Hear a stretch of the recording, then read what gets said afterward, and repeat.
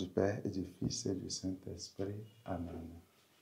Ô Seigneur, envoie ton esprit qui renouvelle la face de la terre.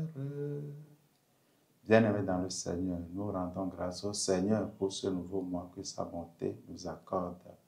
Et en ce premier jour, nous fêtons la solennité de tous les saints. Bonne fête à tous et à chacun. De l'Évangile de Jésus-Christ selon saint Matthieu, au chapitre 5, versets 1 à 12. En ce temps-là, voyant les foules, Jésus gravit la montagne. Il s'assit et ses disciples s'approchèrent de lui.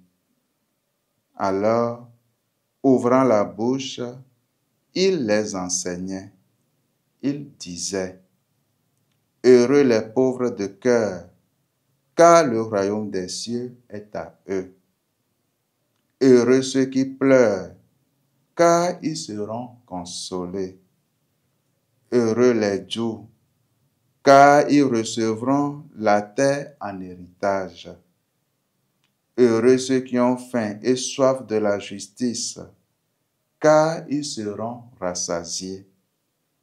Heureux les miséricordieux, car ils obtiendront miséricorde. Heureux les cœurs purs, car ils verront Dieu.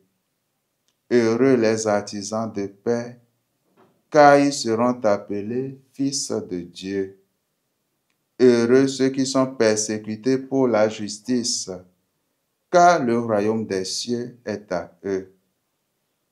Heureux êtes-vous si l'on vous insulte, si l'on vous persécute, et si l'on dit faussement toutes sortes de mal contre vous à cause de moi.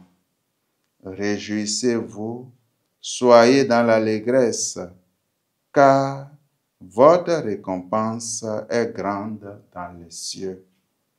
Acclamons la parole de Dieu. Louange à toi, Seigneur Jésus. Frères et sœurs en Christ, chaque année, l'Église nous donne d'entendre les béatitudes au jour de la solennité de tous les saints. Et c'est toujours avec joie que nous les retrouvons. Dans les béatitudes, nous découvrons le visage de notre Seigneur Jésus. Comme autant de rayons jaillissant du cœur de Dieu, la lumière du Christ vient nous éclairer.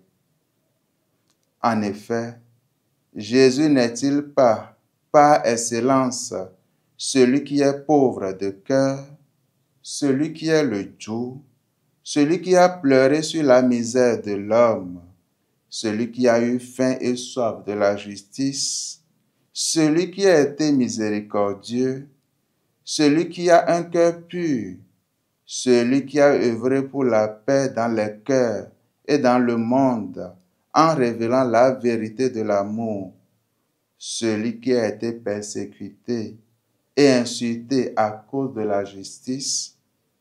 Oui, entrer dans le mystère des béatitudes, c'est entrer dans le mystère du Seigneur Jésus.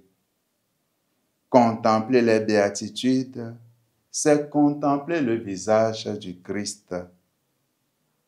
Frères et sœurs, il en découle qu'en tant que chrétiens, nous sommes tous appelés à vivre des béatitudes parce que nous vivons dans le Christ.